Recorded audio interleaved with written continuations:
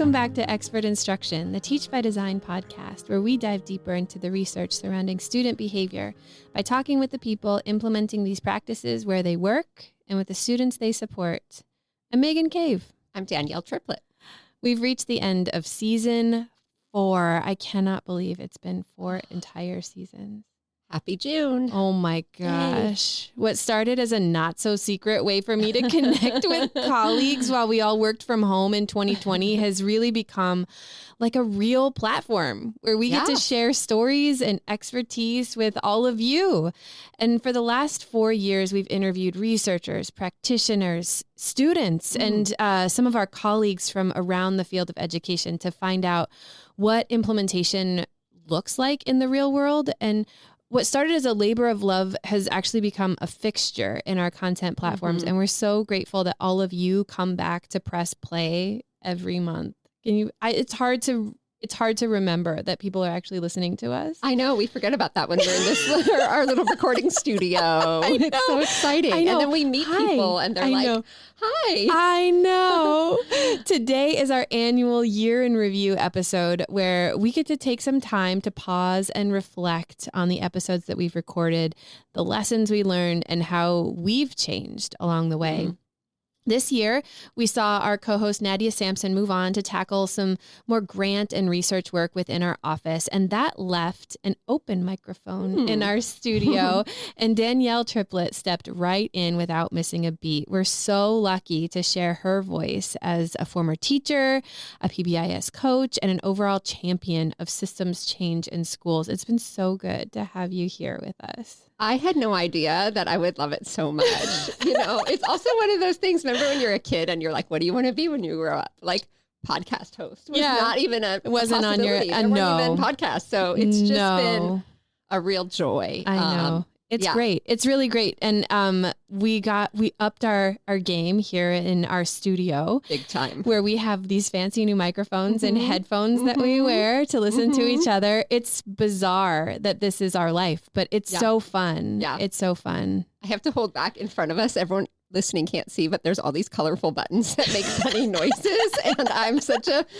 middle school teacher. I still I come in, first thing I do is make all the funny push sounds. The buttons, push all the buttons. It's pretty great. Right. You and I have worked together just very little, like a little bit, but very little prior to this work. We've been in the same office, but we didn't share projects or have that's right. We work in a department, but not with each other. Yep. And I had no information about what it was that you used to do before you came to PBIS, aside from the work that you did on a grant in our department. And I knew that you worked up in Portland, but I didn't know what you did. Yeah. And so when I learned that not only were you a teacher, that you were a PBIS team member at your school and then a coach at the district, I knew that we had to have you on as a guest, as a way to introduce you to everyone. And our first episode together was actually in September, where you, Nad, and I talked about school-wide teams. And you taught me in that episode that there isn't one way to do this work, that we often can talk about implementation and like, these are the elements and this is what you do, and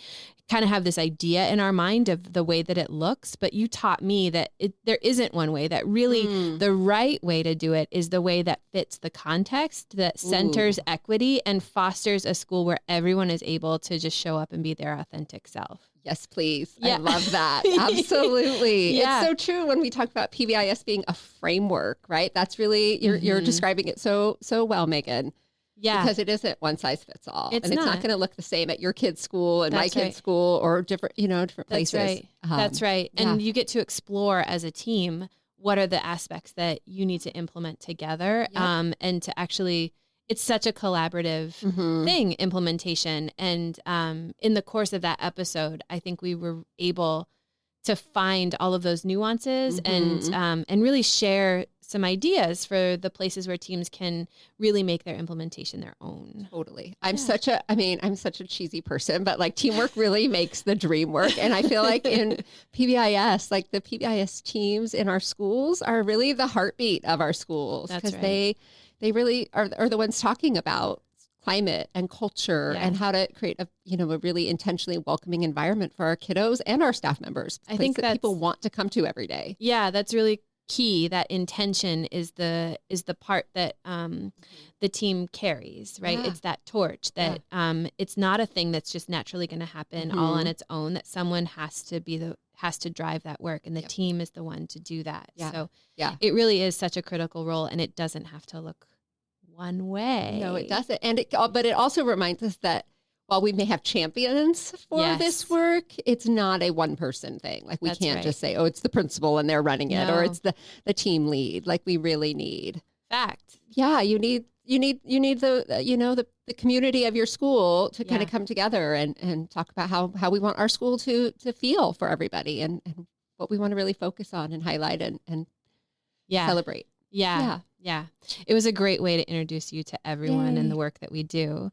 Another thing, since August, we've actually been on a year-long journey in this podcast and over on our Teach by Design blog space to break down some of the barriers that we know that you all face in your PBIS implementation. We actually have this little mind map that we've been working on since, I don't know, it's been going on more than a year now. We've been talking about what are these issues and challenges, and hopefully we can continue that work into the next school year to really focus on those sticking points and the things that you all are struggling with in your implementation. But specifically this year, we invited guests to demystify the elements of a PBIS framework and tackle those commonly held misconceptions head on. We didn't want to just leave them out there hanging as things that we know that people say. We actually wanted to address them. So we started a Mythbuster series. I love it. And you all really seem to love it too. And so did we. It was just this idea, this little harebrained idea that we had because we loved that TV show so much, the Mythbusters TV show. But it really did seem like it was a nice fit. It was a way for us to bring a little levity to it, but to address things head on, like actually say, is PBIS just about rewards? Right. Are there no consequences for behavior in PBIS? Are there students that skew our data and make our school look like something it isn't? So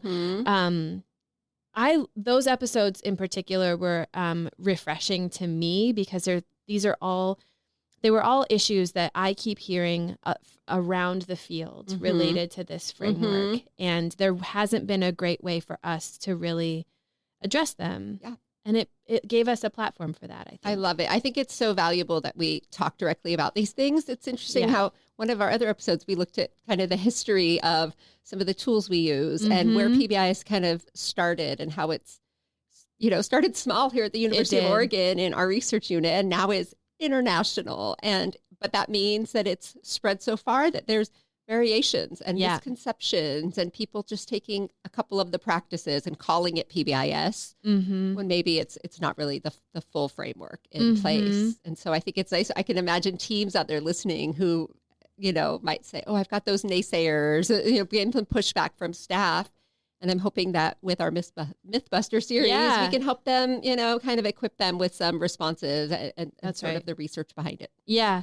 When we talked to Kent, Dr. Kent McIntosh, we had a 2-part Mythbuster series with him where we addressed both rewards and consequences, because I think with PBIS so often it's easy to glom onto the tangibles, those tickets and the stores and all of those assemblies. It's easy to look at that and say that's what PBIS is. And so with him on those episodes, we were able to say, that is what it is, but it's also a lot more than that. And if that's all you're doing, then that's not going to work, because there are actually so many more elements to implementation. And there actually are like better ways to acknowledge students and less great ways to acknowledge students. There are appropriate ways to deliver consequences, and there are exclusionary ways to deliver consequences. And so we were really able to talk through it, because you can't just say yes or no to so many of these common misconceptions. You have to actually dive into it just a little bit more and have a 20 or 30 minute conversation about it. Yeah, those have been amazing. I really enjoyed them and learned a lot myself, and even learned about Kent, for example, that he shared that he might have been the kind of student that, ended up in a hallway, got in trouble. And so that's like fun to learn about people you've known forever. It is. Yeah. And then Rayanne and Mary also were on an episode with us to bust a myth about students skewing our data. It's a thing that we hear about, and even our training team, I think, offers a webinar or has done some presentations about this, that there are students, listen, I'm looking at this graph and I know that there are students included in here that are just really skewing these data. Yep. And what we were able to talk to them about is that if we're talking about some students skewing our data and we would like to remove them from our data, that in itself is a form of exclusion. And by doing that, we exclude specific student experiences from what's happening in our building. Yep. Yeah. Data's hard for some teams to talk about. Yes. I think there's still so much work for folks to do out there around how do we take these graphs and unpack that, problem solve, tell the story behind it, and then move to setting goals and ultimately problem solving and saying, okay, where do we want to go to? That's right. Yeah. That's right. So if you all haven't had a chance to check out our Mythbuster series, I highly encourage you. Those are all on our website and on all the different platforms where you're listening to us now. Favorites. Another theme that we hear come up time and again on each of these episodes has been actually the role of social workers. This was a real surprise for me this year. This was not on my radar, but it came up again and again. Rayanne and Mary in that Mythbuster episode, they really affirmed the connecting role that social workers play in the support that they are able to offer to students with more intensive, individualized needs. We also spoke with Amber Green for our February episode about culturally sustaining practices. And she shared Rayanne and Mary's perspective that social workers deserve a space at our decision-making tables. 100%. I know in schools I'm working with, and even the ones my daughter goes to, like social workers, they're just part of the staff now in a way that they weren't, certainly pre-pandemic or 10 years ago when 15 years ago when I was in the classroom. And it's such a need. They play such an important role at our schools, and I think should definitely be invited to the table for PBIS Tier 1 teams, Tier 2 teams, Tier 3 teams. Like they have lots to add. Yeah, leveraging community resources when we're talking about the supports that we're able to offer students is really a theme that I would love to explore even more in the coming school year. Because there are different ways that we all receive support, resources, both in and out of school. And if we have students that receive supports that are not necessarily happening in school, it would be good to know about what those are.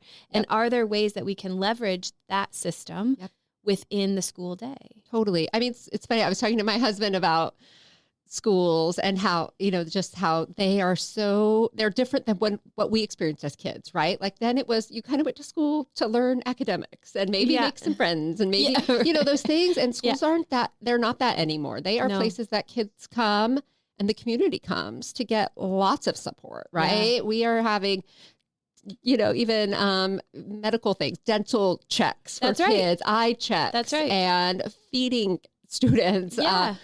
3 meals a day sometimes. Yeah. So I think schools, we're kind of, they've evolved. So the people in them have grown and evolved too. And I think social workers, I'm just really excited for us to dive into that next year. I am too. Yeah.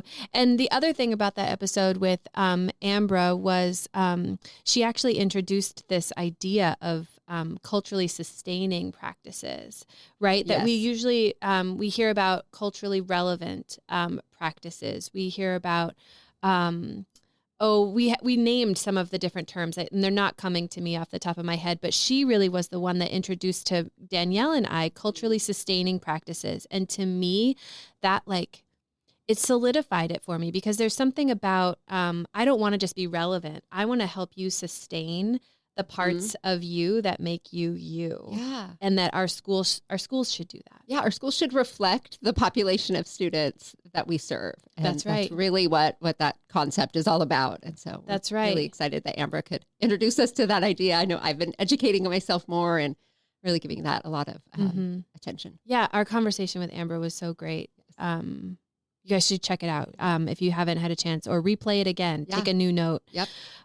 We were able to take this show on the road. We started this last year. We went to one conference last year, and we're able to present the Teach by Design and the podcast as a live in-person session. And this year we were able to do that twice instead of just the one time. We did it twice. We presented at the Northwest PBIS conference in Tacoma and at the Association for Positive Behavior Support conference in Chicago this year.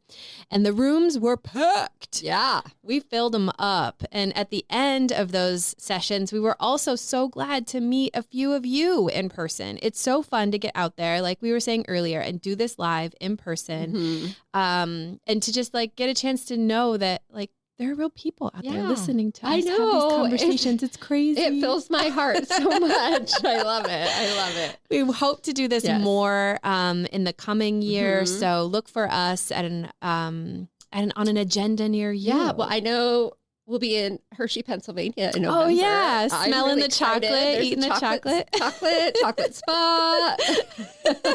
But we'll be that one. Yeah, you'll know when we're coming. We'll make sure that all of you know about it. And conferences, conferences are a super common way for all of us to get some professional development through in our work. And although the format of sitting in a room and listening to a presentation, taking notes, and then going home, we know that is not the model to follow for like true high quality professional development and to actually affect change. So there is a way. We know there is a way that we can leverage that we can add conference sessions to our overall professional development plan and then use what we learned and build on that throughout the year. Yes. And we actually took some time this year to speak with Stephanie Martinez, Jessica Swain Bradway, and Kelly Perales about the conferences that they organize every year. And I really loved hearing their perspectives as organizers on how they hope us as attendees would make our way through those sessions and to learn from the presenters. And then they offered some really good recommendations for us to consider as we prepare to go to conferences in the coming year. Yeah. I've been attending the conferences those folks organize, presenting at them for many years. And it's interesting to see how they've also evolved since the pandemic in particular. And I think even kind of really considering kind of like what Amber said in the culturally sustaining practices, like making sure there are spaces that meet everybody's needs from, if one of the conferences was during the month of Ramadan. And so being really sensitive to, prayer and the meals that were served, when they were served, the types of food. Exactly. Yeah. Exactly. And I know in California, the California PBIS conference had a whole wellness room that was a model. So schools could kind of go in there and learn from it and how they might reproduce that. But also, I will tell you, I sat in a cozy little teepee kind of tent with some fidgets and just chilled for 30 minutes too. Like it was a nice space to access and normalize. In my mind, I can see you sitting there in the teepee. I loved it. Yep. Yeah. But finding those moments and recognizing that humans need spaces to de-escalate or relax, take a break, and all of that. So I love that our conferences are moving in that direction. Yeah, modeling those things. I agree. Yeah. Our whole conversation around professional development started well before we actually interviewed these folks for the episode. We've been talking internally about like, what are the ways that we can offer this information to people, the trainings that you and your training team colleagues offer. How can we transition that or turn that into something that is of a high quality professional development, something that will actually affect change in schools. And so based on all of that, you were able to start something new. In addition to being our new podcast co-host, you tackled a new thing. Tell everybody about the community events. It's the PBISApps Community. And, I'm a big proponent of taking things that we have, so much sits on Dropbox or in Google folders or on websites and things. And I want to get that out there and share it as widely as possible. And it kind of goes back to the Mythbusters idea. Like some people, if you Google certain things, you might come up with, something related to PBIS, but it might not be what we would say is best practice or things like that. And so the community is something we've started building this spring. And the goal is to have a place that people can come. Once a month, there'll be a community session or meeting. It's on Zoom. It's open to everybody. Yeah. So whether you're brand new and just exploring what this is all about or something you've been doing, for many years, you're all welcome. All voices, everybody's included. And so we had 2 of the sessions this spring. It was very well attended. And also was cool that within our office, we got folks that don't always collaborate to really come together and support this work too, which I was really just super proud of that. Same. And loved getting people together. Yeah. But so we'll continue those. We're taking summer off to do some more planning. And then in the fall, we're going to launch an online community space. So in addition to having those monthly sessions where folks can come in and do a little bit of learning and have a lot of breakout room and discussion time, we really want to create an online place where people can ask questions, share ideas. We can promote upcoming, professional development conferences, all kinds of things, and really have a place that we can help make connections, right? Yeah, that's right. Yeah, there's such a need. And it was exciting to me that Danielle wanted to actually tackle this. It's an idea that's been kind of spinning around in my mind, but Danielle was able to really create something that is way better than I could have imagined it. But essentially, I mean, every month we have an article that we put out into the world related to a topic, right? Well, and you say we, Megan, this is really your baby. And then Danielle and I talk to people on this podcast about some aspect of that topic. Yeah. Right. So we have those two things that have been going on now for this is the 4th season of the podcast. So those 2 things have been happening for 4 years. But then it was like, well, we have such a knowledge base here in this office. We have an entire team of people that have offered coaching and training opportunities to our audience. Why not leverage that within this sort of monthly topic way and offer some semblance of coaching to people? And so through the PBISApps community events, Danielle or others in our office are able to present a short little bit of information related to the topic that we've explored in the articles and the podcast. But then there's opportunities for everyone who's there to share what their experiences are, to ask questions of us and also of each other. Those breakout rooms, she keeps them very small, so it's not intimidating. There's like 4 people maybe in a room. And so you get to know those people and really share what your experiences are and ask them, what do you do in your school? Do you have this problem too? And the feedback that we got from those first 2 events was that people really loved the opportunity to check in with strangers, but they're also connected because we all share this work. Right. We're all like in this mindset of let's create and sustain positive environments for our kiddos. That's right. Yeah. And that's not something you can do in isolation. That's right. Right. We need one another. So we're hopeful that, I'm hopeful anyway, that our community space will actually do that we'll actually build a community of people from around the country, maybe even international people, if the time zone works.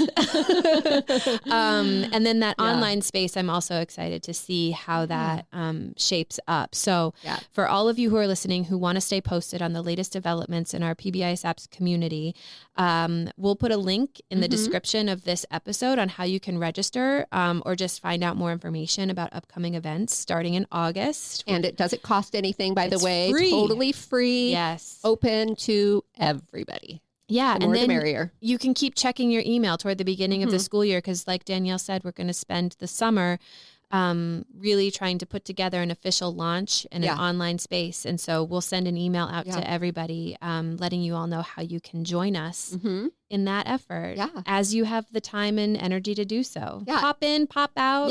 It's accessible to all. And it's also cool, Megan, how, it's going to be like this trifecta, like, right? We'll have our year-long sort of roadmap or plan. And then each month we dive into, sort of one topic. In 3 different ways. 3 different ways. So it really gives people different ways to access it and participate and learn and share and grow. Oh my God. Yay. It's going to be great. So great. Well, that's it, team. That's it. That's our 4th season and the 2023-24 school year coming to a close. Happy summer, everybody. Oh my gosh. Thank you so much for listening every month, for following along on this journey and for sharing your experiences with us. We're so grateful to all of our guests who are able to take the time this year to teach us all how we can continuously improve our efforts to make schools more effective, inviting places for everyone. And I think, Danielle, our wish for everyone this summer is for a little bit of relaxation, some refreshment, and maybe an umbrella or 2 in your cup. Love that. Yeah. Yes. All right, team. Well, we'll see you. We'll catch you all in August. Enjoy your summer. Thanks, everyone, for all you do for kids out there. Happy summer.